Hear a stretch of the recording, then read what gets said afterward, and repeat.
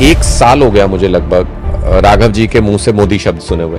सदन का इस्तेमाल बार बार मोदी मोदी मोदी पुकारने के लिए हो।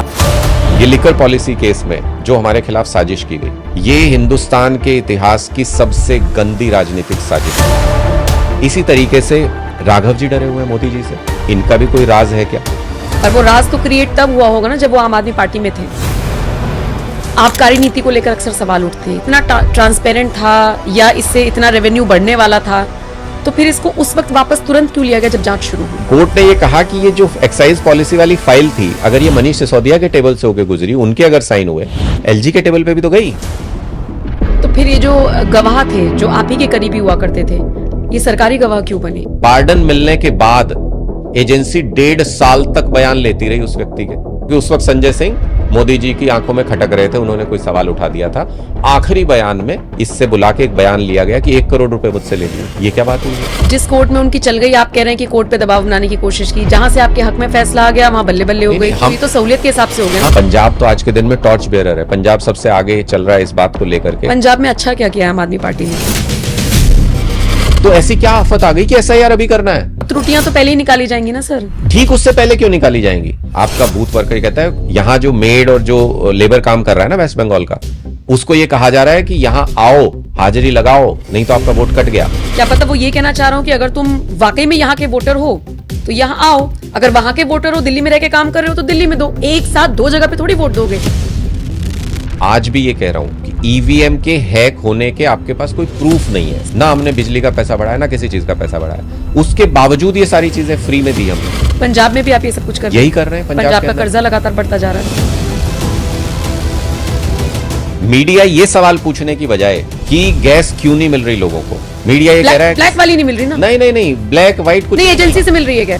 इस देश में कोई भी नरेंद्र मोदी की माँ को गाली दे देता है, योगी आदित्यनाथ की माँ को गाली, डालिया गुजरात चुनाव के दौरान कितना गंदा बयान दिया था उन्होंने, मैं ये कह रहा हूँ, अपनी सीट हारे। और नरेंद्र मोदी सबकी माँ को गाली देते हैं, वो कुछ नहीं। बार बार केजरीवाल जी भी कहते हैं, हम भी बार बार कहते हैं, भाई मोदी जी को अगर हमें हराना हो, हम ही फार्मूला बता देते हैं, हम खुद ही बता देते हैं। उसके लिए साजिशें करने की, ये सब करने की क्या जरूरत है?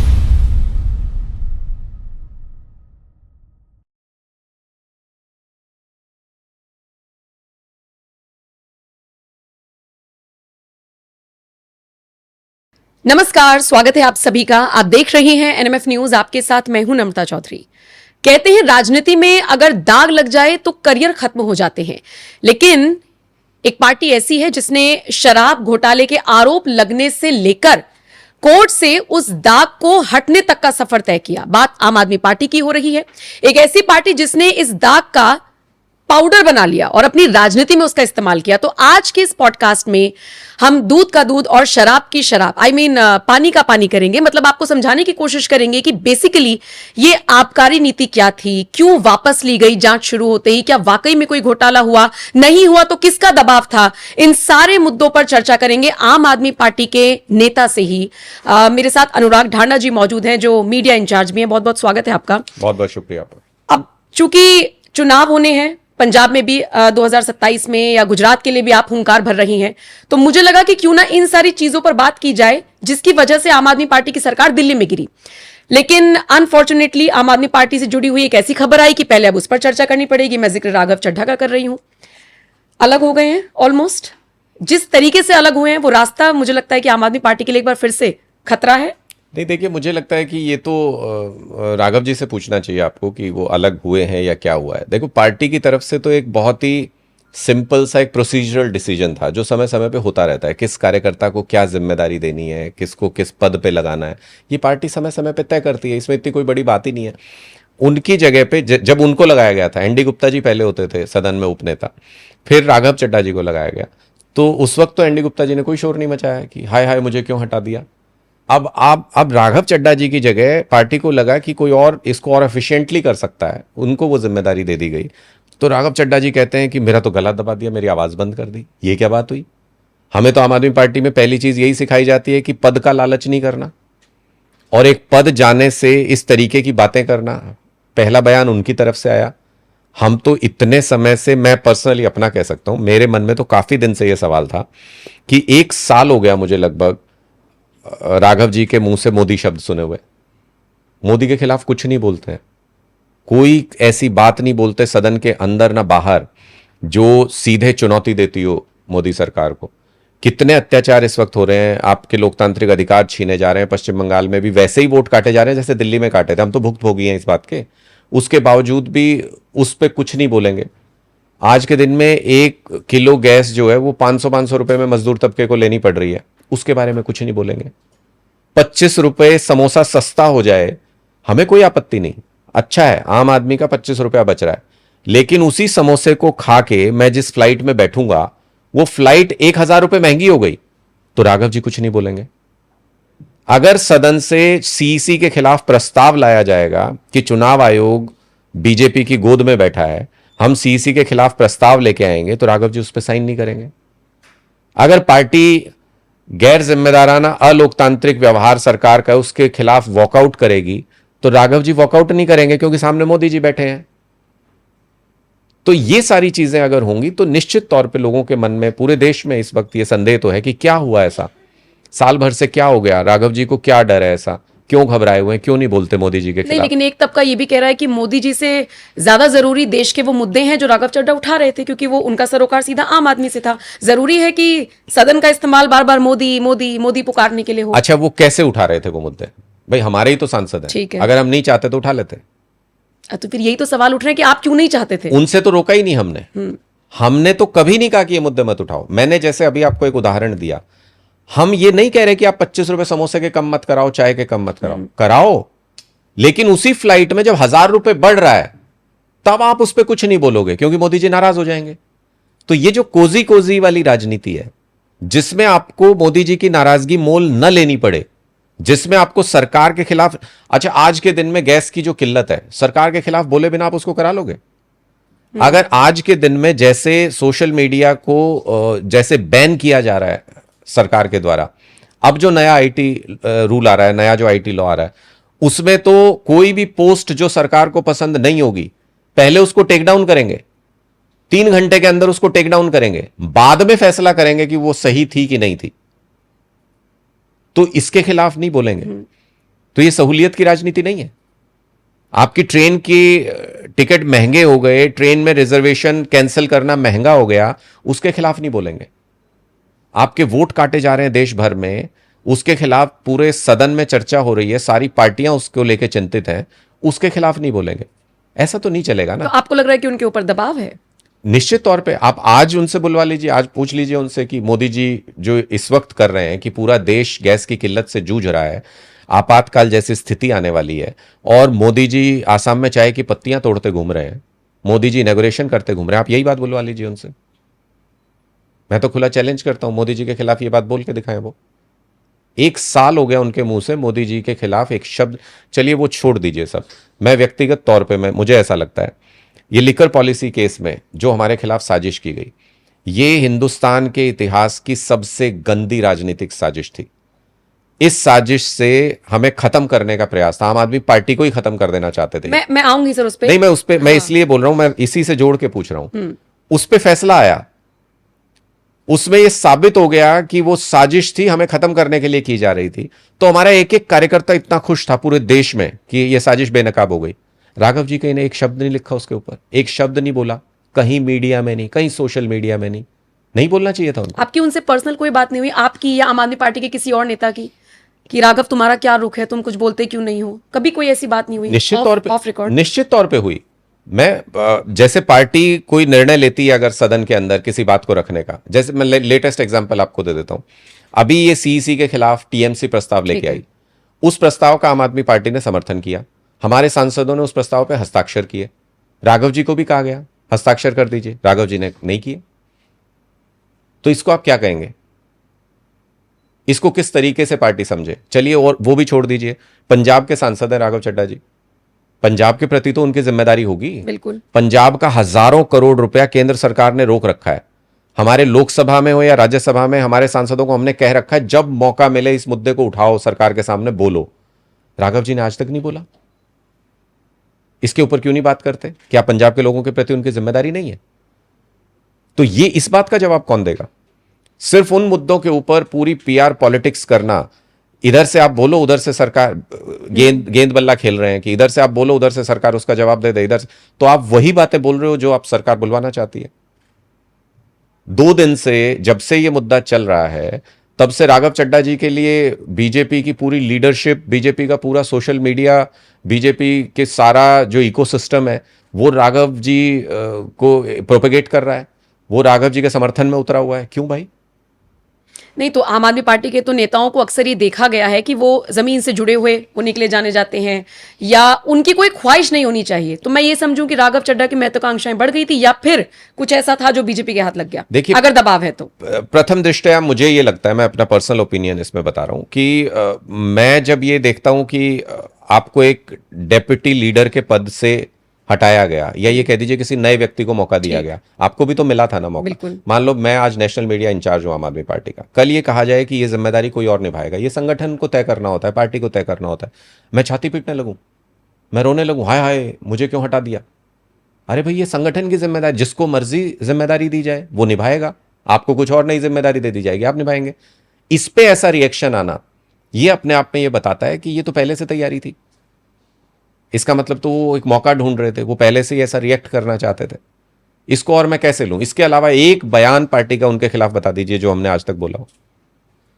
हमने तो नहीं बोला, हमने तो ये सोचा कि लोग खुद ही जज करेंगे। नहीं, जब ये कथित शराब घोटाला, ये पूरा जो आरोप लगा आपके ऊपर, उस वक्त वो लंदन चले गए, उस वक्त आप ही लोग उन्हें डिफेंड कर रहे थे कि आंखों का ऑपरेशन होना है। नहीं, देखिए, हमें जो आपको बताया, शक हुआ उस वक्त? हमें जो उन्होंने बताया, हम तो सोच भी नहीं सकते अपने किसी साथी के बारे में, कोई ऐसा कैसे सोचेगा? हम तो सोच भी नहीं सकते। उन्होंने कहा कि भाई आंख का ऑपरेशन होना है, तो हमने वही बात आगे बताई वो चीज। आज भी मैं ये कह रहा हूं कि पार्टी ने तो अभी भी उनको, वो ये कह रहे हैं मेरी आवाज दबाने की कोशिश कर रहे हैं, मुझे ये, उनको वहां तक पहुंचाया किसने? विधायक किसने बनाया? सांसद किसने बनाया? तो उनको वो आवाज दी ही किसने? आम आदमी पार्टी नहीं दी है, अरविंद केजरीवाल जी नहीं दिए। तो आज भी पार्टी ने तो कुछ भी नहीं बोला था। पार्टी ने तो सिर्फ वो जिम्मेदारी बदल के कि और प्रभावी तरीके से कोई इसको निभा सकता है तो उसको वो जिम्मेदारी दे दी। अब आप उस पर बोलना शुरू कर रहे हैं, आप उस पर बोल रहे हैं, तो फिर काउंटर सवाल तो लोग पूछेंगे ना कि भाई आप क्यों नहीं बोल रहे मोदी के खिलाफ? आपको क्या डर है, क्या घबराहट है? 1 साल से ऐसा क्या साइलेंस है? मुंह पे टेप क्यों लगा हुआ है? लोग पूछेंगे। लेकिन लोग ये भी पूछ रहे हैं, फिर मैं आबकारी नीति पर आपसे समझना चाहूंगी, लेकिन लोग ये भी पूछ रहे हैं कि अगर राघव चड्ढा शिफ्ट हो जाते हैं, जैसे कि आप तो कह ही रहे हैं दबाव है या उस तरफ से बोल रहे हैं, उनके बारे में नहीं बोल रहे हैं, तो फिर आगे चुनाव है, अभी एक सो कॉल्ड साजिश के तहत तो आप लोगों की सरकार गिरी ही है, आगे आने वाले वक्त में राघव चड्ढा को क्या इस्तेमाल किया जा सकता है? और मैं फिर बार बार समझना चाह रही हूँ कि ऐसी कौन सी नस है जो सामने वाले ने पकड़ी है। देखिए, मुझे लगता है कि राजनीति कभी दबाव में नहीं हो सकती है, और आम आदमी पार्टी का तो साफ सिद्धांत है, हम निडरता हमारी पहचान है, कभी भी हम दब के या डर के राजनीति नहीं करते। अब पूरा देश इस बात का नतीजा भुगत रहा है कि मोदी जी ट्रंप से डरे हुए हैं, मोदी जी ट्रंप के सामने घबराए हुए हैं, कोई राज है उनका ट्रंप के पास, वो कुछ बोल नहीं पा रहे हैं, इसलिए पूरा देश भुगत रहा है उसका नतीजा। इसी तरीके से राघव जी डरे हुए हैं मोदी जी से, इनका भी कोई राज है क्या? पर वो जो राज क्यों है नहीं बोल रहे हैं? पर वो राज तो क्रिएट तब हुआ होगा ना जब वो आम आदमी पार्टी में थे।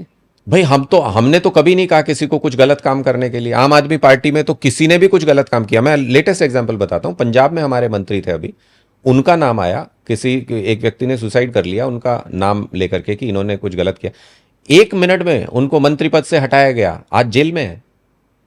हम तो कभी अपने किसी पदाधिकारी को, अपने किसी मंत्री को हमने तो नहीं बख्शा कभी कोई गलत काम किया। तो अगर उन्होंने आम आदमी पार्टी में रहते हुए भी कोई ऐसा गलत काम किया है तो उनको भी नहीं बख्शेंगे। हमें तो नहीं जानकारी है, उनको कौन सी ऐसी जानकारी है कि वो दब रहे हैं मोदी जी से? तो ये इन चीजों का स्पष्टीकरण उनको देना पड़ेगा, ये उनके व्यक्तित्व के ऊपर सवाल है। पार्टी ने कोई कसर नहीं छोड़ी, पार्टी ने उनको विधायक बनाया, राज्यसभा सांसद बनाया, पार्टी ने उनको डिप्टी लीडर बनाया सदन के अंदर, इतनी छोटी उम्र में। हमने नहीं कोई कसर, ना हमने कभी कोई मुद्दा उठाने से रोका उनको। लेकिन आप अपनी सहूलियत से आप जो मुद्दे उठाना चाहते हो, पार्टी नहीं रोक रही आपको उठाने से, लेकिन पार्टी जिन मुद्दों की बात करना चाहती है, जिन मुद्दों पे देश का भविष्य टिका हुआ है, जिन मुद्दों पे देश का लोकतंत्र रहेगा तो संसद रहेगी, संसद रहेगी तो आप सांसद रहोगे, और सांसद रहोगे तभी तो पूछोगे कोई सवाल। हम तो कह रहे हैं लोकतंत्र की लड़ाई है, आप उस पर नहीं बोल रहे हो, कह रहे हो मुझे नीचे सवाल पूछने। अरे भाई, सवाल तभी पूछ पाओगे जब लोकतंत्र रहेगा। तो पार्टी जब लोकतंत्र का मुद्दा उठा रही है उस पर आप चुप रहें और कहें कि मुझे अपने मुद्दे पूछने दीजिए, हमें तो कोई आपत्ति नहीं, आप पूछो ना, आज भी सांसद हैं, लगाएं नोटिस, पूछें जो सवाल पूछना है। पर पार्टी के पास तो 15 ही मिनट होते हैं किसी मुद्दे पे बोलने के लिए। अब या तो हम उसमें लोकतंत्र की लड़ाई लड़ लें, या तो हम फ्रीडम ऑफ स्पीच की लड़ाई लड़ लें, या फिर कोजी कोजी सवाल पूछते रहें कि मोदी जी को जो अच्छे लगे। तो इनमें से एक निर्णय लेना हो तो हम तो वही निर्णय लेंगे, हम तो लड़ाई लड़ेंगे, हम तो निडरता की बात करेंगे। ठीक है। अब सर मैं आपसे थोड़ा ये समझना चाहूंगी कि आबकारी नीति को लेकर अक्सर सवाल उठते हैं, था क्या ये? और अगर आपको लगता है कि इतना ट्रांसपेरेंट था या इससे इतना रेवेन्यू बढ़ने वाला था, तो फिर इसको उस वक्त वापस तुरंत क्यों लिया गया जब जांच शुरू हुई? देखिए, एक चीज समझिए कि एक तो ये बहुत ही बड़ा मिसकंसेप्शन बीजेपी ने फैलाया, प्रोपेगेंडा फैलाया कि ये शराब नीति वापस ले ली गई। कोई वापस नहीं ली, और जब जांच शुरू हुई तब बिल्कुल वापस नहीं ली। उसका जो समय सीमा होती है वो 1 साल के लिए होती है किसी की भी, और जब उस कंडीशन में उस पॉलिसी के तहत आप टेंडर ही नहीं होने दे रहे हो, क्योंकि सारी तो एडमिनिस्ट्रेशन एलजी के हाथ में होता है। दिल्ली के अंदर दो चीजें एडमिनिस्ट्रेशन की आप समझिए, एक तो पुलिस हमारे पास नहीं होती, और दूसरा जितने भी फाइनेंशियल डिसीजंस हैं वो एलजी से होके जाते हैं। कोर्ट ने भी अपने डिसीजन के अंदर ये बात कही है, ये बहुत इंटरेस्टिंग है। कोर्ट ने ये कहा कि ये जो एक्साइज पॉलिसी वाली फाइल थी, अगर ये मनीष सिसोदिया के टेबल से होकर गुजरी, उनके अगर साइन हुए, एलजी के टेबल पे भी तो गई, उनके भी तो साइन हुए। बाकायदा कोर्ट है, कोर्ट ने लिखा हुआ है कि एक ही फाइल पे दो लोगों ने डिसीजन लिया, दो लोगों के साइन हुए। सीबीआई ने मनीष सिसोदिया को एक्यूज्ड बनाया, एलजी को नहीं बनाया। ऐसा कैसे हो सकता है? एक डिसीजन मैंने और आपने मिलकर लिया, आपको एक्यूज्ड बना दे और मुझे छोड़ दें, ऐसा कैसे हो सकता है? कोर्ट ने यह सवाल उठाया है, अपने ऑर्डर के अंदर लिखा है। तो इसी से पता चलता है कि उसके इंप्लीमेंटेशन में भी एलजी के बिना हो ही नहीं सकता था, एलजी ने होने नहीं दिया। उससे फायदा होता कि नहीं होता, अगर हमें यह समझना हो, सेम टाइम पे लगभग 1 साल आगे पीछे पंजाब में भी सेम पॉलिसी लागू हुई। जो दिल्ली में पॉलिसी थी आज वो पंजाब में चल रही है। हमने अपना रेवेन्यू 6,000 करोड़ से बढ़ा के 12,000 करोड़ कर लिया पंजाब के अंदर, डबल हो गया रेवेन्यू। तो दिल्ली में भी हो जाता, दिल्ली में क्यों नहीं होता? दिल्ली में तो और ज्यादा होता। तो इसका मतलब पॉलिसी सही थी, उससे प्रॉफिट हो रहा है, ये तो पंजाब में नजर आ रहा है। आप वहां पे उसका एग्जांपल देख सकते हैं। इंप्लीमेंट होने नहीं दिया, ये कोर्ट के डिसीजन से तय हो रहा है कि साइन दोनों के होते थे किसी चीज पे, सजेशन दोनों के लिए जाते थे, एलजी के सजेशन भी इस पॉलिसी के अंदर शामिल थे। तो जब इंप्लीमेंट नहीं होने दिया, जब आप दुकानें ही नहीं खुलने दोगे, तो क्या नकली शराब पी के मरने दें हम लोगों को? इसलिए फिर उस वक्त पे सरकार ने यह कहा कि अगले साल अब जब टेंडर करें पुरानी पॉलिसी के तहत करेंगे, क्योंकि नई में होने नहीं दे रहे, नई एलजी इंप्लीमेंट नहीं होने दे रहे ग्राउंड पे। तो हमने कहा कि पुरानी ही पॉलिसी में कर लीजिए, जिसमें बीजेपी वाले, जिसमें एलजी वगैरह खुश है, उसी पॉलिसी पे वापस चले जाते हैं। लेकिन नकली शराब पी के तो लोगों को नहीं मरने दे सकते। जैसे ये गुजरात में शराब बंद है, लेकिन वहां नकली शराब का खूब कारोबार चलता है, हर गली में मिलती है, ये बीजेपी वाले ही करवाते हैं खुद। वो हम दिल्ली में नहीं होने दे सकते थे, दिल्ली देश की राजधानी है, इसलिए पुरानी पॉलिसी पे वापस लौटा गया था। किसी ने वो पॉलिसी वो वापस नहीं करी थी, बस अगले साल उसको कंटिन्यू नहीं किया हमने। तो फिर ये जो गवाह थे, जो आप ही के करीबी हुआ करते थे, ये सरकारी गवाह क्यों बने? इन्होंने क्यों गवाही दी? इन्होंने क्यों कहा कि घोटाला हुआ? नहीं, देखिए वो बहुत दिलचस्प है, और वो कोर्ट के फैसले में निकल के भी आता है कि आप गवाह की कहानी सुन लीजिए इनके। जो सीबीआई ने जिसको गवाह बनाया, उनका पूरा बयान लिया, और उस बयान के बाद सीबीआई ने कोर्ट को कहा कि इनको पार्डन कर दिया जाए, इनको माफी दे दी जाए। अब भारत के कानून में माफी का यह सिद्धांत है कि अगर कोई व्यक्ति अपनी मर्जी से विलफुली सारी बातें डिस्क्लोज कर दे केस के बारे में, सारे अक्यूज्ड के बारे में सब कुछ बता दे, तो फिर एजेंसी कहती है कि भाई इसने हमारी खूब मदद की है, इसको आप माफ कर दीजिए। कोर्ट ने उसको पार्डन कर दिया। पार्डन की कंडीशन में दो शब्द बहुत इंपॉर्टेंट है, एक तो विलफुल और फुल डिस्क्लोजर। मतलब उसने अपनी मर्जी से बता दिया और उस केस से जुड़ा सब कुछ बता दिया। लेकिन देखिए कितनी दिलचस्प बात है, पार्डन मिलने के बाद एजेंसी 1.5 साल तक बयान लेती रही उस व्यक्ति के, और हर बयान में उसने नई बात जोड़ दी। कोर्ट ने जब डिसीजन दिया तो कोर्ट ने सवाल उठाया इस पे कि ये पार्डन की कंडीशन ब्रेक करना हुआ अगर वो अपने बयान बार बार बदल रहा है 1.5 साल तक, और जब उसने बयान बदले तो एजेंसी ने उसकी माफीनामा जो कैंसिल क्यों नहीं कराया? इसी से संदेह पैदा होता है कि एजेंसी उसका यूज कर रही थी। संजय सिंह का नाम उस व्यक्ति ने पहली चार्जशीट में नहीं लिया, 4 सप्लीमेंट्री चार्जशीट में नहीं लिया, कहीं एक्यूज्ड के तौर पे संजय सिंह नहीं है। आखिरी बयान में, क्योंकि उस वक्त संजय सिंह मोदी जी की आंखों में खटक रहे थे, उन्होंने कोई सवाल उठा दिया था, आखिरी बयान में इससे बुला के एक बयान लिया गया कि 1 करोड़ रुपए मुझसे ले लिए। ये क्या बात हुई भाई? तो कोर्ट ने कहा ये तो मजाक हो गया, आप जो हमारा कानूनी सिद्धांत है पार्डन का, उसका मिसयूज कर रहे हो और उसका मजाक बना रहे हो। इससे उसकी गवाही झूठी साबित हुई, इससे उसकी गवाही का मजाक बना। इस पे सख्त एक्शन कोर्ट ने लिया, अपने ऑर्डर के अंदर लिखा भी कोर्ट ने कि 1.5 साल तक आप एक व्यक्ति का बयान, जब वो विलफुल और फुल डिस्क्लोजर पहली बार में कर चुका, आपने पार्डन ले लिया, तो फिर 1.5 साल तक क्या बयान ले रहे हो उसके? मतलब आप ये कहना चाह रहे हैं कि और भी लोगों को फंसाना था, इस वजह से बार बार जिसका जब इन्होंने मन किया, कोर्ट ने बाकायदा नोट किया इस बात को कि इनको अपनी स्टोरी पूरी करने के लिए जब जिस नाम की जरूरत होती थी, ये उस गवाह को बुला के उससे वो नाम बुलवा देते थे और अपनी स्टोरी उसके पैरेलल में एविडेंस कोई नहीं दिया। मान लो उस गवाह ने नाम ले दिया किसी का, तो नाम लेने से सजा हो जाएगी क्या?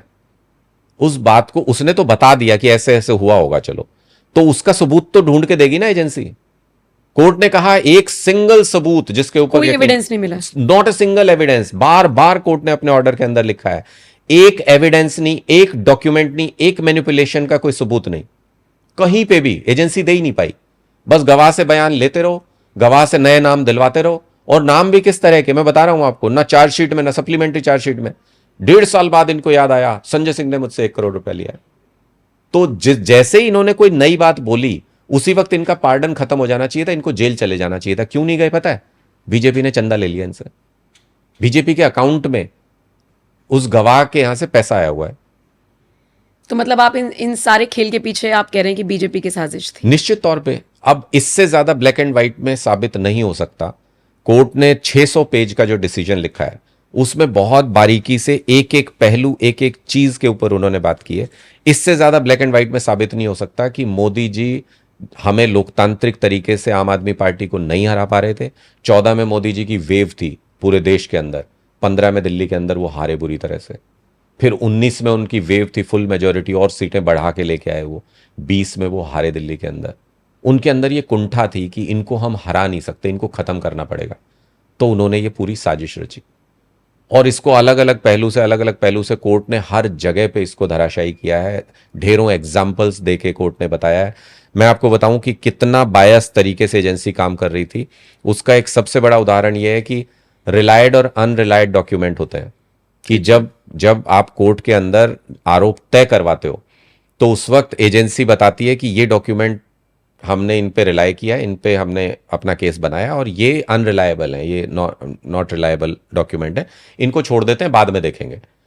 तो जो अनरिलायड डॉक्यूमेंट थे, उनके अंदर पता है क्या क्या रखा हुआ था?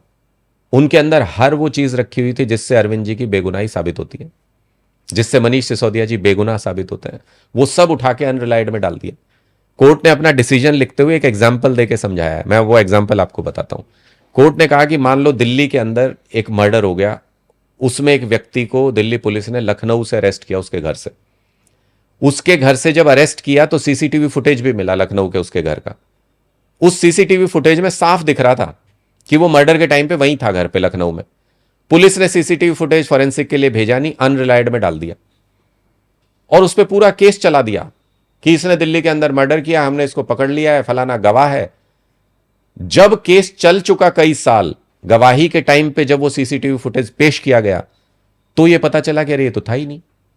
तो जो इतने साल, जो 150 दिन अरविंद जी जेल में रहे, जो 500 दिन मनीष सिसोदिया जी जेल में रहे, कौन हिसाब देगा उसका? कौन जिम्मेदार है उसके लिए? और कोर्ट ने तो बहुत क्लियर कट ये बातें कही। ये तो कोर्ट को गुमराह करने वाली बात हुई। फिर आपने वापस केस डालने की सोची है नहीं, इन एजेंसियों पर? इसीलिए कोर्ट ने क्या कहा, इसीलिए कोर्ट ने सीबीआई के इन्वेस्टिगेटिंग ऑफिसर जो था उसके ऊपर जांच करने को कहा, डिपार्टमेंटल इंक्वायरी करने को कहा। फिर बात उनसे तो ऊपर भी बड़े बड़े अधिकारी रहे होंगे ना? मैं वही कह रहा हूं, क्यों कहा? उसके ऊपर जांच करेंगे तो ऊपर अधिकारियों से अगर उसको निर्देश आया होगा तो वो भी पता चलेगा, डिपार्टमेंटल जांच में तो सब आएगा। लेकिन क्यों कहा कोर्ट ने, ये सुनिए। कोर्ट में जज को झूठ बोल दिया इन्वेस्टिगेटिंग ऑफिसर ने। जज ने उनसे पूछा कि भाई ये गवाही के डॉक्यूमेंट आपके पास हैं? तो उसने कहा कि नहीं जी, मेरे पास तो नहीं है। तो फिर सील्ड डॉक्यूमेंट जब खोले गए गवाही के, तो पता चला उसमें रिसीविंग है इन्वेस्टिगेटिंग ऑफिसर की, उन्होंने उसकी कॉपी रिसीव कर रखी है उस बयान की। और जज ने पूछा तो झूठ बोल दिया। किस लिए? कि अगर जज को दिखा दी उसने वो कॉपी, तो उसको डिफेंस भी यूज कर सकता है, मतलब अरविंद केजरीवाल जी और मनीष सिसोदिया जी का वकील भी उसको यूज कर पाएगा अपने बचाव में। तो इसलिए उसने झूठ बोल दिया जज से। और एक बार नहीं, ऐसा कई बार किया। अनरिलायड डॉक्यूमेंट, रिलायड डॉक्यूमेंट का जो झोल है वो कई बार किया गया। जज ने नोट किया है कि एक बार नहीं, मल्टीपल इंस्टेंसेस पे ऐसा हुआ कि अनरिलायड डॉक्यूमेंट में इन्होंने वो डॉक्यूमेंट डाल दिए जिनसे बेगुनाही साबित हो रही है साफ साफ। जांच का मतलब ये थोड़ी होता है कि किसी को पहले से तय कर लो कि इसको फंसाना ही है और फिर उसको फंसाओ। जांच का मतलब तो ये होता है जो भी मेरे सामने तथ्य आएगा सब कोर्ट के सामने रख देंगे, चाहे बेगुनाह साबित हो या गुनहगार साबित हो। इस वाले केस में तो ये हुआ कि पहले ले आए हैं और उसके बाद कहा कि अपनी बेगुनाही साबित करो। हाँ, और ये हुआ है। और इस वाले मामले में तो निश्चित तौर पे यही हुआ। पहले आप अरेस्ट कर लेते हो, सिटिंग सीएम को अरेस्ट कर लेते हो बिना प्राइमा फेसी एविडेंस के, और केस चलना तो बहुत दूर की बात है। कोर्ट में ये कहा गया कि केस चलने के लायक, मतलब हम जिरह करें कि अपराध हुआ है कि नहीं, इस लायक भी सबूत नहीं है। तो कोर्ट को इतना टाइम क्यों लगा? कोर्ट को इसीलिए इतना टाइम लगा, एजेंसी जब कॉपरेट नहीं करे। अगर एजेंसी अनरिलायड डॉक्यूमेंट में जिन डॉक्यूमेंट्स को छुपाया एजेंसी ने, अगर उनको पहले दिन ही रख देती जज के सामने, तो जज को 1 मिनट में डिसाइड कर देता जज। लेकिन एजेंसी ने वो सारे डॉक्यूमेंट लगातार छुपाते रहे, और जो गवाही है झूठी वो लगातार पेश करते रहे कि देखिए ये कहानी आ गई, अब ये हो गया, अब हमारे पास ये आ गया। लेकिन जब सबूत रखने की बारी आई तो एक भी नहीं, कुछ भी तो नहीं मिला।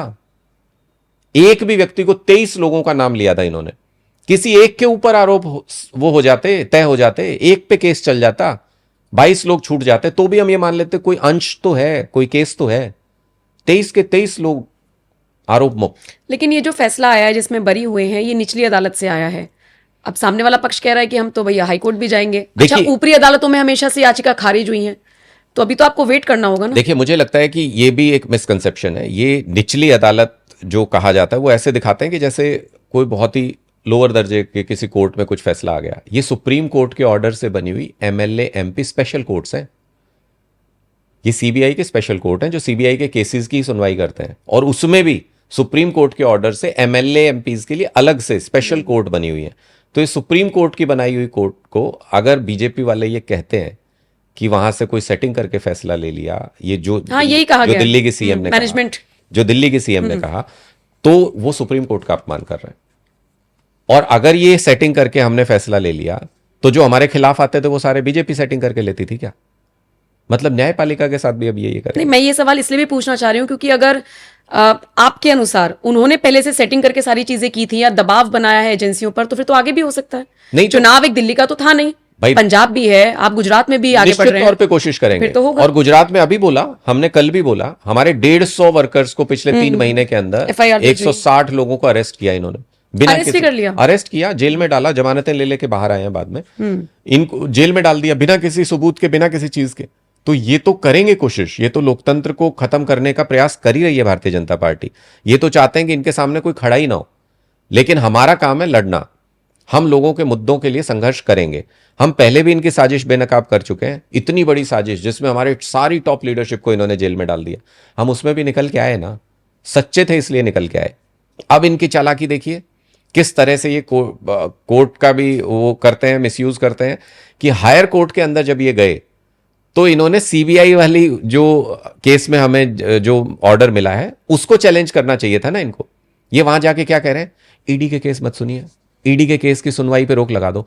आजाद हिंदुस्तान में पहली बार सरकार कोर्ट में जाके, एजेंसी कोर्ट में जाके ये कह रही है जी सुनवाई मत करो। अभी तक तो आपने फिल्मों में सब जगह ये देखा होगा कि जो बचाव पक्ष होता है ना, जो आरोपी होता है, उसके वकील टाइम डिले करते हैं, कहते हैं जी इस वजह से मत करो, उस वजह से मत करो, सुनवाई टाल दो। पहली बार एजेंसी कोर्ट में जाके कह रही है जी ईडी की सुनवाई हो रही है, उसको रोक दो। क्यों? क्योंकि जब मेन ऑफेंस जो सीबीआई के केस में है, जब वही गलत साबित हो गया, जब आपका आरोप ही गलत हो गया, तो ईडी का केस तो होता है कि वो आरोप उस अपराध से जो आपने पैसा कमाया उसके बारे में, जब अपराध ही नहीं हुआ तो वो केस तो खत्म।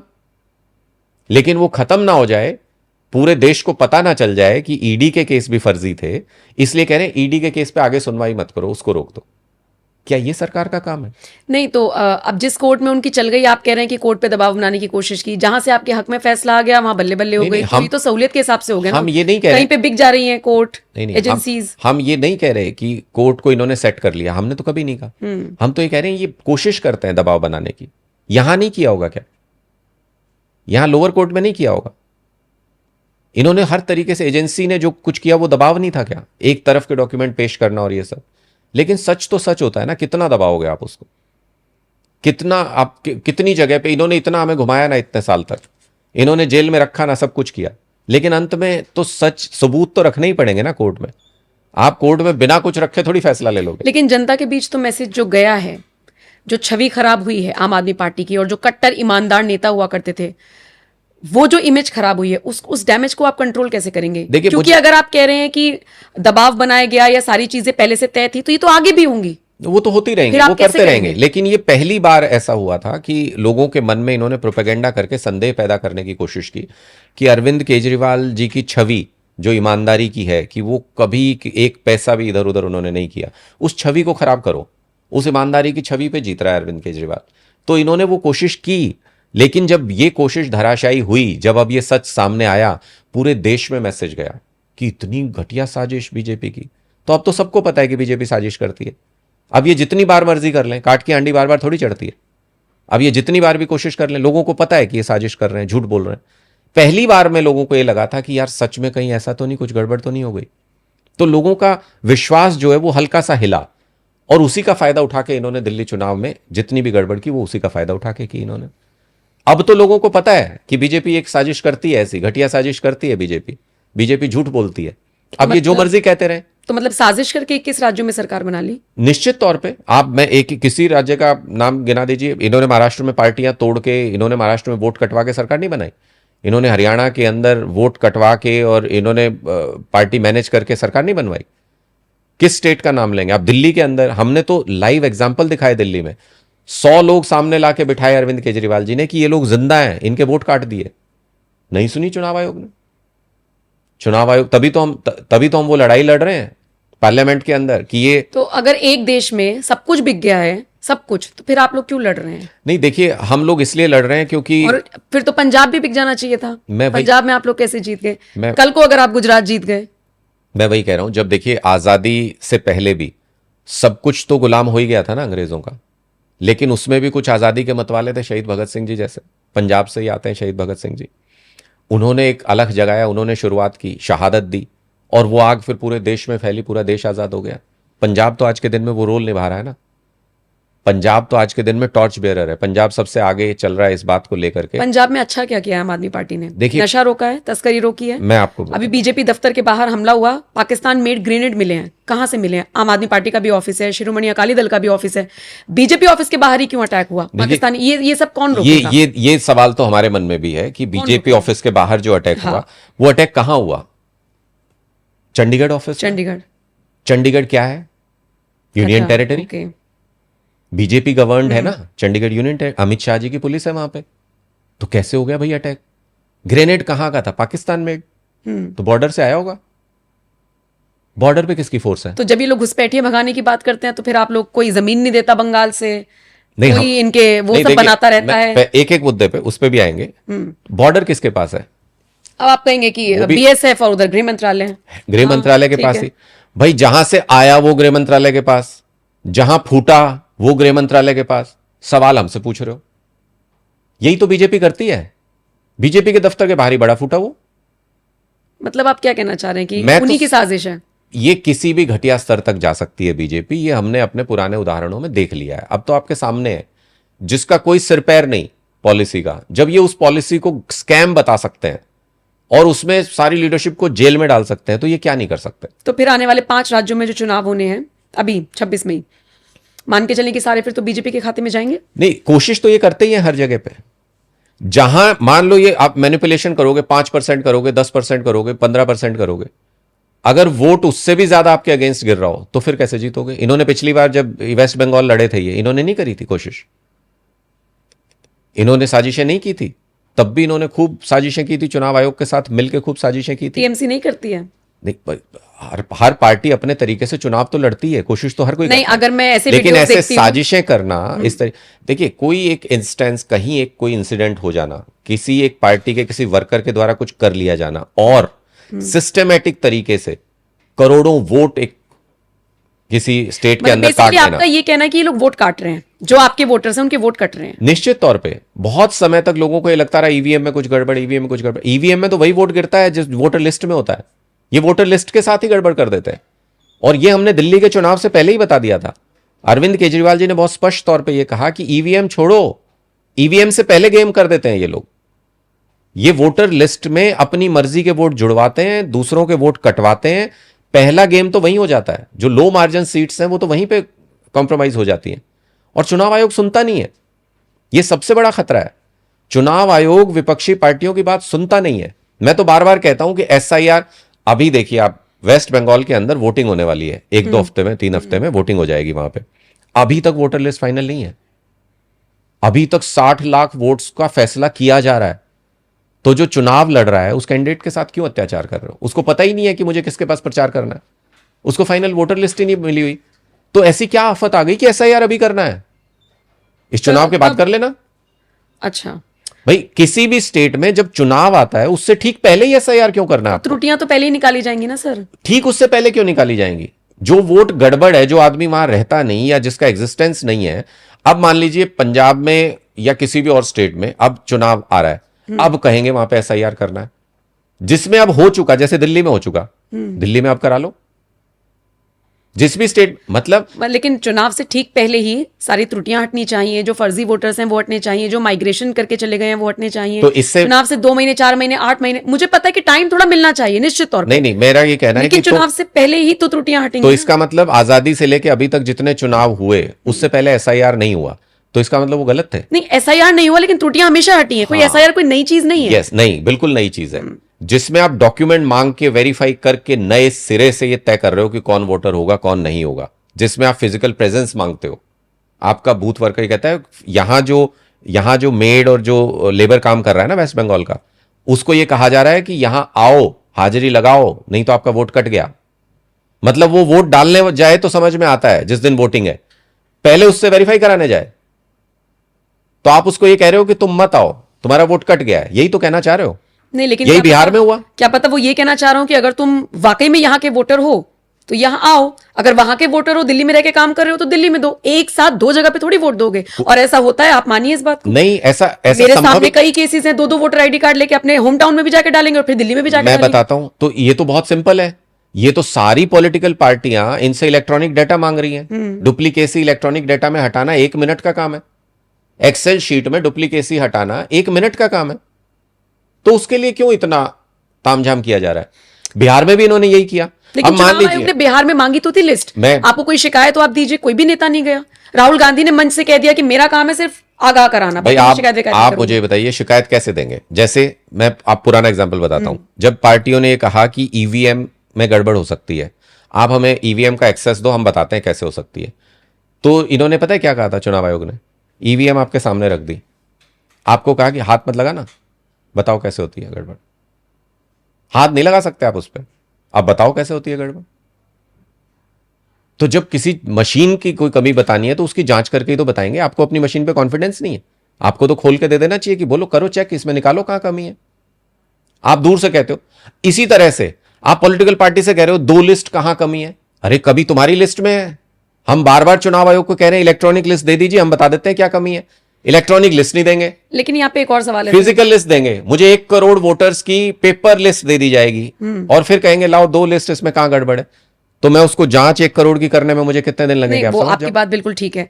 लेकिन एक ईवीएम कारण- ईवीएम का राग अलापा। केजरीवाल ने कहा कि ईवीएम से पहले आ जाओ, तो पहले ही खेल कर दे रहे हैं। हाँ, तो केजरीवाल सही थे कि विपक्ष के बाकी नेता सही थे? नहीं, हम- ईवीएम हमेशा हैक होती थी या नहीं होती थी? देखिए मैं आज भी ये कह रहा हूं कि ईवीएम के हैक होने के आपके पास कोई प्रूफ नहीं है। सिर्फ संदेह के आधार पर संदेह आपने है, बोल दिया। मतलब संदेह- जिन्होंने भी जिसने भी बोला, हाँ, जिसने भी आरोप लगाया, संदेह है, संदेह हो सकता है, ठीक किसी है। को भी हो सकता है, और उसने अपना संदेह बता दिया कि मुझे ये है।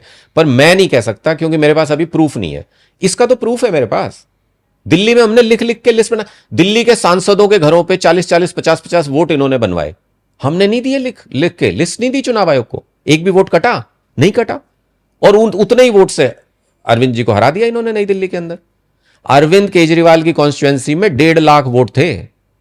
अब की बार जब चुनाव हुआ 48,000 वोट काट दिए उसमें से। तो 1/3 वोट आप काट दो और फिर कहो आ जाओ चुनाव लड़ लो। क्या चुनाव लड़ लो भाई? आपने अपनी मर्जी से 1/3 वोट काट दिए, जिसका आपका मन किया उसके वोट काट दिया आपने। आपको 5-7 हजार वोट बनवाने थे, हर सांसद के घर पे 30-30, 40-40 वोट बनवा लिए, फिर कह रहे हो आ जाओ चुनाव लड़ते हैं। तो ये तो हर राज्य में करेंगे फिर। कर रहे हैं। आपको क्या लगता है वैसे 21 राज्यों में सरकार बन नहीं, गई? मैं तो आपको फिर भी एक हाइपोथेटिकल सिचुएशन दे रही हूं। मान लीजिए आप गुजरात जीत गए, फिर आप मेरे साथ इंटरव्यू करके कहेंगे कि वहां पे भी ये सब हुआ, फिर भी हम जीत गए। अगर फिर हम क्या होगा बताइए? जब हम गुजरात जीतेंगे और जब हमने दिल्ली जीती, तो इनकी तमाम फ्रॉड साजिशों के बावजूद जीतेंगे। अगर गुजरात के 70-80% लोग ये तय कर लें कि बीजेपी को हराना है हमें, कितना कितना ये उसके अंदर मैनिपुलेशन कर लेंगे, 10%, 15%, 20%, तब भी 50% से ज्यादा आपको वोट आएगा। जहां जिस स्टेट में बीजेपी हारती है, वहां इसलिए हारती है क्योंकि इनकी सारी मैनिपुलेशन, इनकी सारी वोट फ्रॉड के बावजूद लोग इतनी बड़ी संख्या में वोट देते हैं। और दिल्ली में हमने ये कहा था लोगों को, दिल्ली में हमने ये कहा था कि मार्जिन 10% से ऊपर रखना, इतनी ये चोरी करेंगे। लेकिन दिल्ली में चूंकि सारा एडमिनिस्ट्रेशन, सारी पुलिस इनके हाथ में थी, सारा फाइनेंस इनके हाथ में था, दिल्ली के सीवर तक साफ नहीं होने दे रहे थे ये चुनाव से कई महीने पहले तक। इन्होंने हालात पैदा किए ऐसे कि लोगों के मन में एक बार के लिए ये आया कि यार देखते हैं, बीजेपी को लाके देखते हैं, शायद सेंटर में उनकी सरकार है, ये लड़ाई खत्म हो जाए। अब लोगों को समझ में आ रहा है 1 साल बाद कि ये लड़ाई इसीलिए हो रही थी कि दिल्ली के काम करा सके। आज पूछो आप दिल्ली में, आज चुनाव करा लो, आज आप बाइक लेके निकल जाइए दिल्ली में, 10 लोगों से पूछ लीजिए, आपको पता चल जाएगा लोग क्या कह रहे हैं। लोग आज मिस कर रहे हैं अरविंद केजरीवाल। उनको बाद में समझ में आया कि उनको लगा केजरीवाल लड़ते रहते हैं यार, लड़ते रहते हैं, बीजेपी को ले आते हैं, शायद ये लड़ाई खत्म हो जाए। अब उनको समझ में आया केजरीवाल लड़ी इसलिए रहे थे कि ये काम हो जाए, अब काम ही नहीं हो रहे। केजरीवाल जी ने सीसीटीवी लगवाए, इन्होंने सीसीटीवी हटवा दिए। केजरीवाल जी ने मोहल्ला क्लिनिक खोले, इन्होंने मोहल्ला क्लिनिक बंद कर दिए। लेकिन मोहल्ला क्लिनिक में तो डॉक्टर्स कहाँ बैठते थे? तो डॉक्टर्स नहीं बैठते थे, और मोहल्ला क्लिनिक में पूरा रिकॉर्ड है कि 4 करोड़ 5 करोड़ पेशेंट्स वहां पे चेक करा के गए ओवर द ये तो ईयर्स। ऑन पेपर्स रिकॉर्ड है ना? ओवर द ईयर्स मैं तो ग्राउंड जीरो पे जाके देखा है। आज आप ग्राउंड जीरो पे जाइए ना, आज वो मोहल्ला क्लिनिक की जगह पे इन्होंने जो आरोग्य पेंट ही तो बदला है, पेंट बदल के आरोग्य क्लिनिक कर दिए, तो उसमें डॉक्टर बैठने लग गए। नहीं देखिए, इसमें तो मैं आपके साथ मतलब इत्तेफाक रखूंगी कि आपने जो मुफ्त की रेवड़ियां बांटी, आपको कॉपी बहुत सारी पार्टियों ने किया, आपको कोसा भी और किया भी। वही मोहल्ला क्लिनिक के बाद पेंट करके आरोग्य क्लिनिक बना दिया। लेकिन डॉक्टर्स, अब का तो मुझे नहीं पता, लेकिन तब तो नहीं बैठते थे, मैंने जाके खुद भाई देखा ये है। तो आपका अधिकार है कि आप ये कह सको कि ये फ्री की रेवड़ी है, पर हम उसको ये मानते हैं कि ये मूलभूत सुविधाएं हैं। जैसे आजादी के बाद से, मतलब हम क्यों सपना देखते थे कि हमें आजाद होना है? अंग्रेजों के टाइम में भी जी तो रही थे, हम क्यों सपना देखते थे? हमारे जो शहीद हुए वो लोग क्यों सपना देखते थे? वो ये देखते थे कि अंग्रेज अपने बच्चों को कितनी सुविधाएं देते हैं, अपने परिवारों को कितनी सुविधाएं देते हैं, शायद ये आजाद है इसलिए इनको ये सुविधाएं मिलती हैं, और हम जब आजाद होंगे हमें भी अच्छी पढ़ाई, अच्छी हेल्थ, ये सारी सुविधाएं मिलेंगी। 75-80 साल हो गए आजादी के, आज तक तो आप स्कूल, अस्पताल, बिजली, पानी यही नहीं दे पाए। तो हमारा ये मानना है ये सबका अधिकार है, ये तो सबको मिलना ही मिलना चाहिए। इसके बाद करो ना कंपटीशन, इसके बाद आप पैसा ले लो जिस भी चीज का लेना है। लेकिन आप मुझे कल को ये कहने लगो कि आप सांस ले रहे हो पैसे दो, हर सांस का पैसा दो, ये कोई बात है? तो जैसे सांस लेना जरूरी है वैसे ही पानी भी जरूरी है, तो पानी का पैसा क्यों ले रहे हो? पानी फ्री होना चाहिए। जैसे पानी जरूरी है, आप बिजली के बिना रह के दिखा दो आप मुझे एक दिन भी, वैसे ही बिजली भी जरूरी है। तो ये मूलभूत चीजें हैं। अगर मैं मर रहा हूं, मैं बीमार हो रहा हूं, तो मैं कहीं ना कहीं सरकार की वजह से, सरकार की कमी से बीमारी फैली है, जो एनवायरमेंट है उसी से फैली है, मुझे उसका इलाज फ्री में मिलना चाहिए। मेरे घर का कोई व्यक्ति इस वजह से नहीं मरना चाहिए कि उसके पास इलाज के पैसे नहीं है। नहीं, ये मूलभूत सुविधा है। इतनी सारी चीजें अगर फ्री में दी जाएंगी तो एट द एंड तो आने वाली पीढ़ियों को भुगतना होगा। तो टैक्स किस लिए लेते हैं? कर्जा तो सरकार के ऊपर टैक्स किस लिए ले रहे हैं? अच्छा, टैक्स लेके इधर से आप रिवाइंड कर रहे हैं। और कहां से लाते हैं? अरविंद केजरीवाल के घर से पैसा हाँ, ये नहीं, यही मेरे घर से पैसा आता कि है फ्री में तो कोई भी नहीं दे सकता ना, कोई नहीं देता। एट द एंड तुम्हारी टैक्स के पैसे से आता है ना। हमने दिल्ली के अंदर, हम सिर्फ ये मॉडल बताना चाहते थे देश को कि जो टैक्स का पैसा आपसे लिया जाता है उसी पैसे से सब कुछ दिया जा सकता है। सरकारें तो पहले भी आई, वही टैक्स था। हमने 10 साल में एक सिंगल टैक्स नहीं आप मुझे गिनवा सकते जो हमने दिल्ली में बढ़ाया हो। ना हमने बिजली का पैसा बढ़ाया, ना किसी चीज का पैसा बढ़ाया। उसके बावजूद ये सारी चीजें फ्री में दी हमने, तो वो पैसा कहीं से तो आया ना, उसी टैक्स के पैसे से आया। पंजाब में भी आप ये सब कुछ कर यही कर रहे हैं। पंजाब का कर्जा लगातार बढ़ता जा रहा है। आप बताइए, आप मुझे प्रूव कर दीजिए पंजाब का कर्जा है 1% बढ़ा है। मैं आपको बताता हूं, डेट टू जीडीपी रेशियो जो होता है वो परफेक्ट एग्जांपल है इस चीज का कि आपकी फाइनेंशियल हेल्थ कैसी है स्टेट की। जब हम सत्ता में आए पंजाब के अंदर 48% डेट टू जीडीपी रेशियो था, मतलब हमारी जितनी जीडीपी है उसका 48% हमारे ऊपर डेट चढ़ा हुआ था।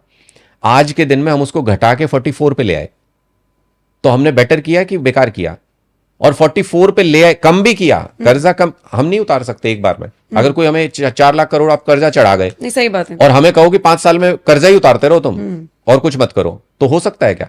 हम नहीं उतार सकते। हम, ये इंडिकेटर है, हम 4% कम पे ले आए उसको, इसका मतलब हमारी दिशा क्या है, उसको घटाने की है। और कब ले आए 4% से कम? आप सुनेंगे तो हैरान हो जाएंगे। पंजाब में 90% लोगों की बिजली मुफ्त कर दी हमने, तब ले आए।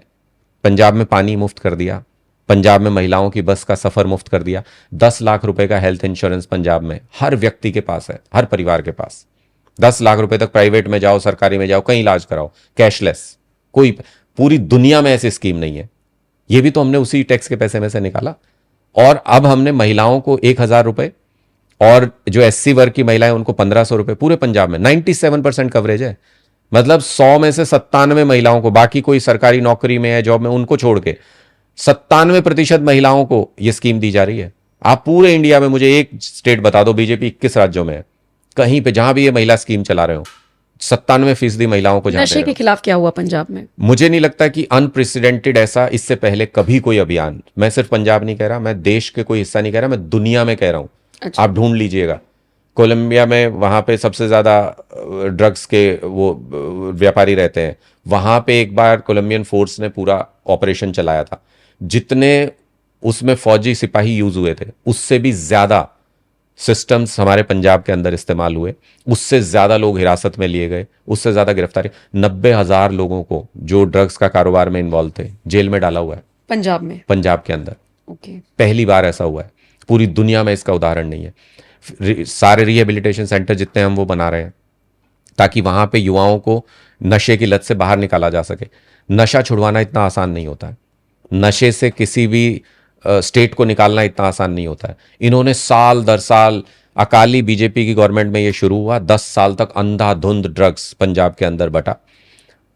उन बच्चों से जब आप नशा छुड़वाओगे, पहली बात तो ड्रग्स के सारे कारोबारी, आपको सारे पेडलर सब पकड़ना पड़ेगा, पूरा नेटवर्क तोड़ना पड़ेगा, तब जाके ड्रग्स छूटेगी। जब वो ड्रग्स छूटती है, जब मिलती नहीं है किसी को ड्रग्स, तो वो बच्चे पागलों की तरह बिहेव करते हैं। उनको आपको तुरंत रिहेबिलिटेशन सेंटर ले जाना पड़ेगा। जब आपने छुड़वा दी रिहेबिलिटेशन सेंटर में ड्रग्स, तो भी आप उनको 10 दिन भी छोड़ नहीं सकते उन बच्चों को, वो वापस ड्रग्स के कारोबार में चले जाएंगे। आपको उनको नया रास्ता दिखाना पड़ेगा।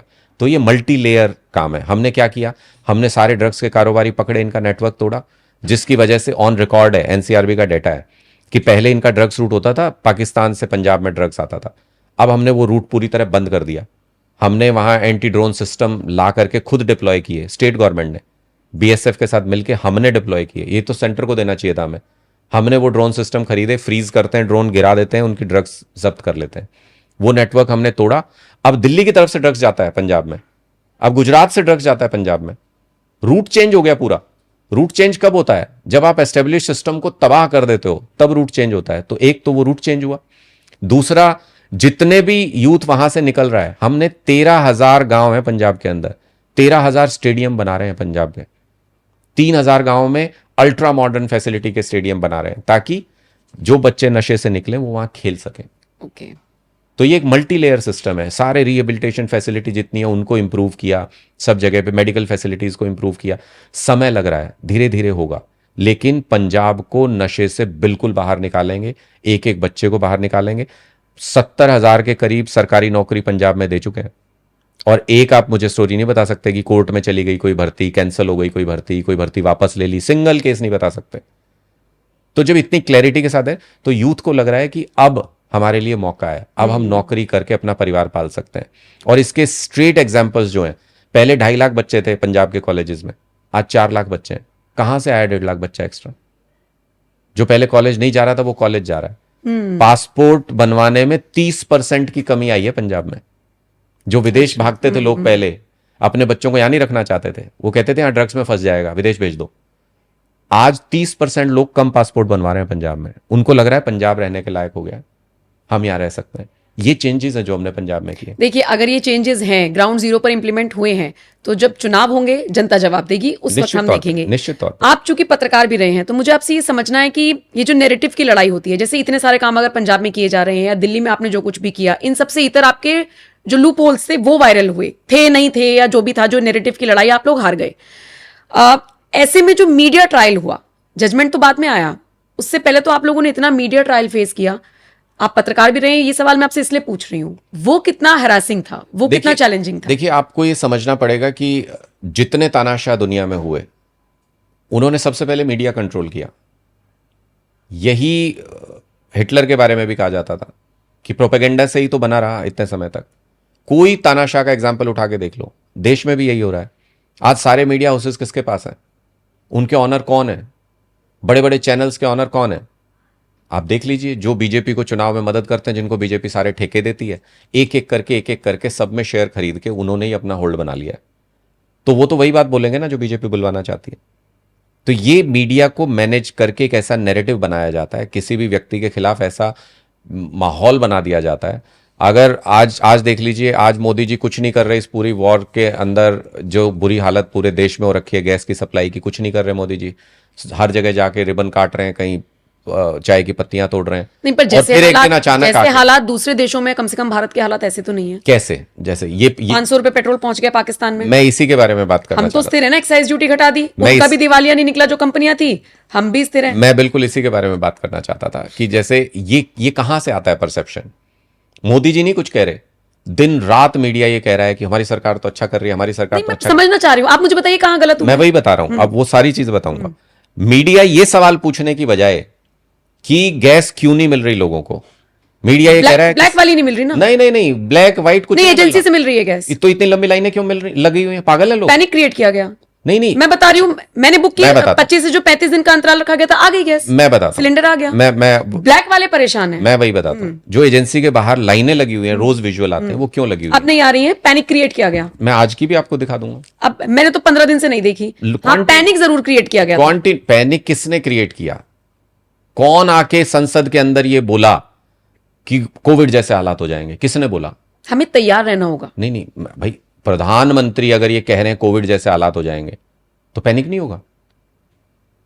तो आपको लग रहा है कि उन्हीं की गलती है सारी? नहीं, मैं पूछ रहा हूं कि मैंने तो हमारे कहने से हो जाता क्या? उससे पहले किसी ने, विपक्ष के नेता ने नहीं कहा कि पेट्रोल चलिए, की किल्लत होगी? ठीक है। तो सरकार ने ये कहा कि गैस हमारे पास सफिशिएंट है। उनसे लोगों ने पूछा रेट बढ़ेंगे, बोले बिल्कुल नहीं बढ़ेंगे। और अगली सुबह 60 रुपए रेट बढ़ गए। उसके बाद नहीं, तो पैनिक होगा कि नहीं होगा? सरकार जो बात कह रही है कि कोई दिक्कत नहीं है, नहीं बढ़ेंगे, मंत्री कह रहे हैं, पेट्रोलियम मिनिस्टर, अगले दिन सुबह सुबह रेट बढ़ जाए, तो लोग क्या सोचेंगे? ये तो काबू में ही नहीं है सरकार के, ये तो बहुत बुरी हालत होने वाली। पैनिक होगा कि नहीं होगा? आप मुझे बताओ। फिर पीएम आके पार्लियामेंट के अंदर कह दें कि कोविड जैसे हालात होने वाले हैं, अपना अपना देख लो, पैनिक होगा कि नहीं होगा? नहीं, उससे पहले अगर राहुल गांधी ट्वीट कर दें या आम आदमी पार्टी के नेता ट्वीट कर दें तो आपको कि लगता है, सबको तहुल मचने वाला है, सब कुछ खराब होने वाला है, तो भी तो लोग पैनिक होंगे। तो आपको लगता है कि विपक्ष की इतनी स्ट्रांग वॉइस है कि लोग उसी पे, तो हमारी सरकार क्यों नहीं है? आप ही बता दीजिए। अगर हमारी बात पे लोग आंख बंद करके इतना बिलीव कर ले रहे हैं, लोकतंत्र खतरे में आ गया, संविधान खत्म हो जाएगा, ये भी तो नैरेटिव था। हाँ, बिल्कुल बीजेपी था। की सीट गिरी ना, बिल्कुल था, नैरेटिव था। और वो सच्चा नैरेटिव था, क्योंकि एक एग्जाम्पल नहीं है, ऐसे ढेरों एग्जाम्पल है। सीईसी, इससे पहले आप इतना कॉम्प्रोमाइज मुझे बता दीजिए कभी हुआ हो तो? कभी भी। सीईसी को बनाने के लिए कमेटी जब बन रही थी, पहली बार ही बनी है, पहले सरकारी फैसला लेती थी। अब जब कमेटी बन रही थी, तो आपने बायस्ड कमेटी क्यों बनाई? सुप्रीम कोर्ट के चीफ जस्टिस को रखने में क्या दिक्कत थी आपको? उसमें क्यों नहीं रखा? जब ये हो रहा हो तो हम ये नहीं कहें कि लोकतंत्र कॉम्प्रोमाइज हो तो रहा है। जब सारी चीजें कॉम्प्रोमाइज्ड हैं, तो आप तो बहुत हिम्मत कर रहे हैं फिर लड़ने की। बिल्कुल हिम्मत कर रहे हैं। जब शहीद भगत सिंह जी लड़ाई लड़ रहे थे आजादी से उनके पहले, ऊपर आरोप तो नहीं लगा, लेकिन कुछ भी किन के ऊपर? आपको उनके क्या ऊपर। पता? जितने भी क्रांतिकारी हुए उनके ऊपर अंग्रेजों ने क्या क्या आरोप लगाया, आप पढ़ के देखिए हिस्ट्री। उनको कैसे कैसे बदनाम करने की कोशिश की, आप हिस्ट्री पढ़ के देखिए। अंग्रेजों की तुलना नरेंद्र मोदी से कर रहे हैं। निश्चित तौर पे यही तो डर था। शहीद भगत सिंह जी का क्या डर था? कि ये गोरे अंग्रेज जाएंगे और काले अंग्रेज आ जाएंगे। आज वही हो रहा है। डर ये नहीं था कि अंग्रेज जाएंगे कि नहीं जाएंगे, तो हमको पता था कि इनको तो बाहर निकाल मतलब इस देंगे। देश में कोई भी नरेंद्र मोदी की मां को गाली दे देता है, योगी नरेंद्र आदित्यनाथ मोदी की मां को गाली, और गोपाल नरेंद्र- इटालिया और- गुजरात चुनाव के दौरान कितना गंदा बयान दिया था उन्होंने। मैं ये कह रहा अपनी सीट हारे। और नरेंद्र मोदी सबकी मां को गाली देते हैं, वो कुछ नहीं। किसकी मां को गाली दी उन्होंने? क्यों नहीं? बताओ आप। उन्होंने वो क्या जर्सी वर्सी का बयान उन्होंने दिया था कि नहीं दिया था? 50 करोड़ की गर्लफ्रेंड उन्होंने बोला था कि नहीं बोला था? बताओ, बोला था कि नहीं बोला था? तो उनका तो सब सही है, वो पाप मुक्त है। पर उनमें और आप में फिर यही फर्क होना बायोलॉजिकल नहीं है चाहिए क्या? उनमें और आप में यही तो फर्क होना चाहिए। आप तो अच्छे लोग हैं। भाई हम तो, हमारे इधर से किसने बोला होगा? किसी कार्यकर्ता ने।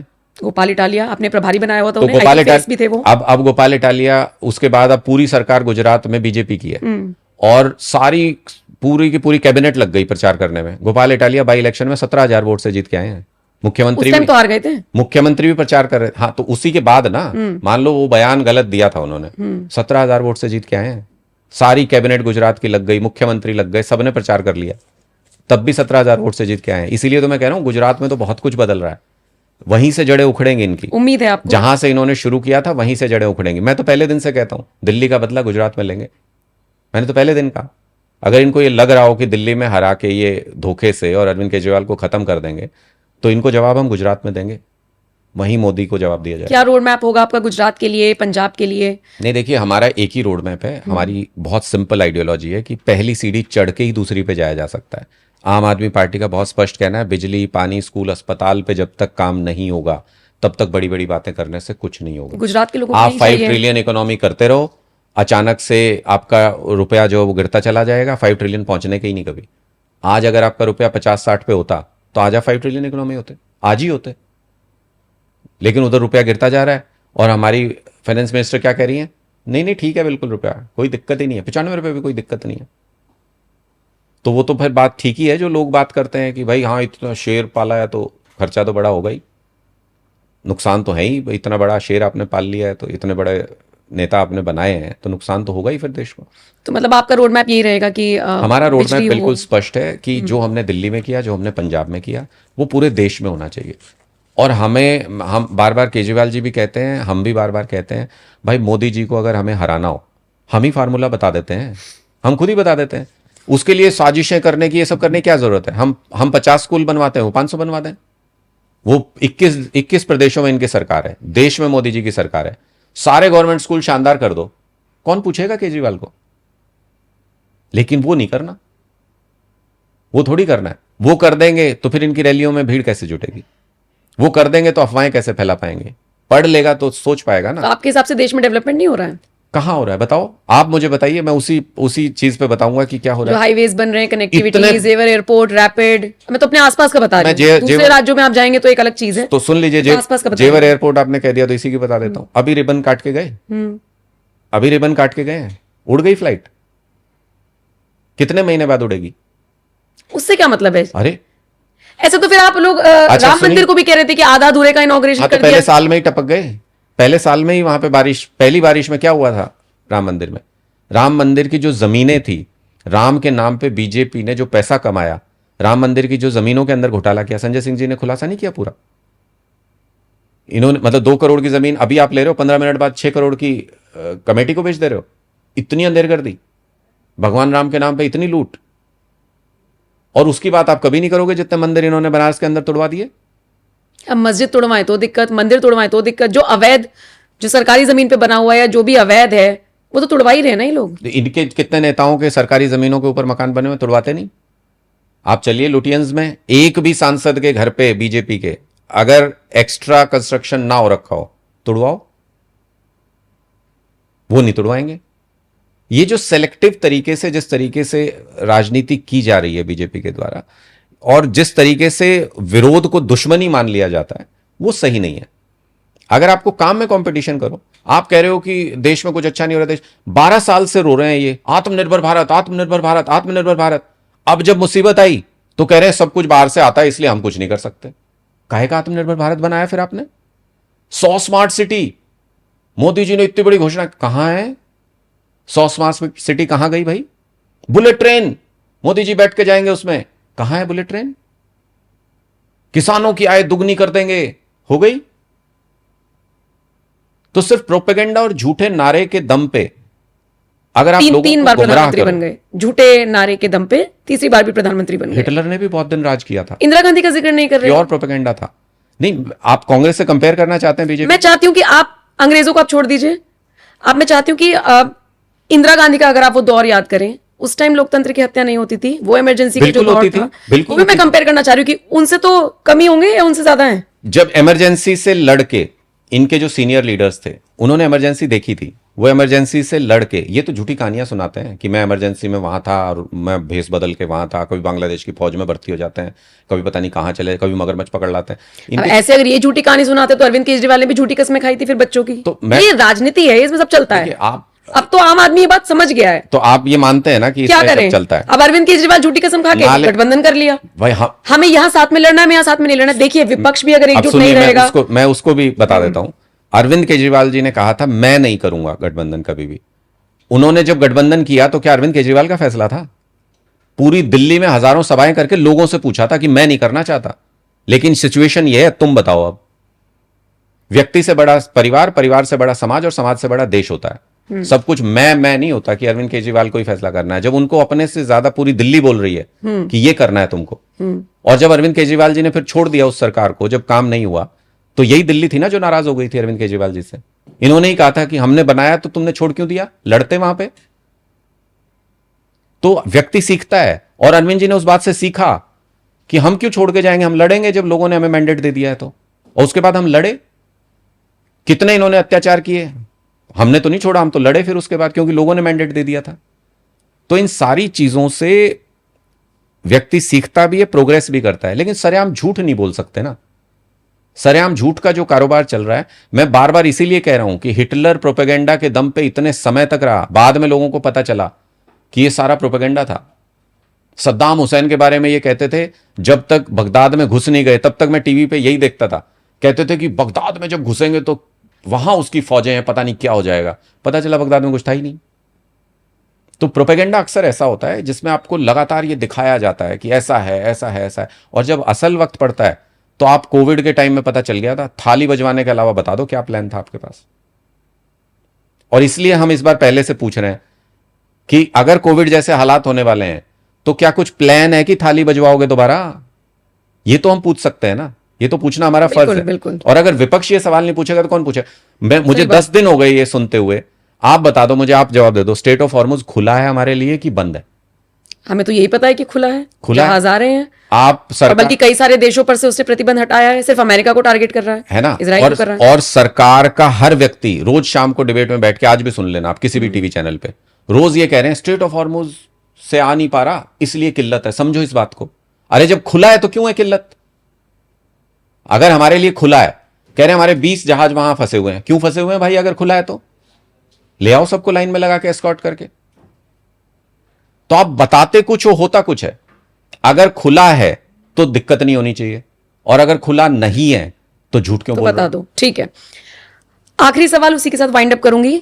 जो छवि खराब हुई थी धीरे धीरे सुधर रही है, पूरी तरीके से कैसे सुधारेंगे, जनता के बीच में कैसे मैसेज पहुंचाएंगे? क्योंकि आपके लिए राजनीतिक तौर पर भी बहुत बड़ी चुनौती थी अभी तक, अब तो कम से कम सुलझ रही है, तो कैसे बताएंगे जनता को? नहीं, देखिए, मुझे लगता है कि ये एक कॉमन कॉन्शियस होता है लोकतंत्र के अंदर, और वो ऑटोमेटिकली बनता है। जब लोगों के अंदर शक पैदा होना शुरू हुआ तो वो धीरे धीरे धीरे धीरे स्प्रेड किया।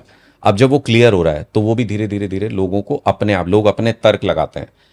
अब आगे ये कोई भी झूठ बोलेंगे केजरीवाल जी के बारे में तो लोगों को पता है यार ये तो पहले भी कर चुके हैं, इतना बदनाम करते हैं, इतनी झूठ बोलते हैं। मैं ये कह रहा हूं, ऐसे एग्जांपल्स आपको हिस्ट्री में मिलेंगे नहीं कि सीबीआई का कोई इन्वेस्टिगेटिंग ऑफिसर जज से झूठ बोल रहा हूं, कोई गवाह को पार्डन देने के बाद 1.5 साल आप बयान बदलवा के ले रहे हो, आपके पास एक सिंगल कागज का प्रूफ नहीं।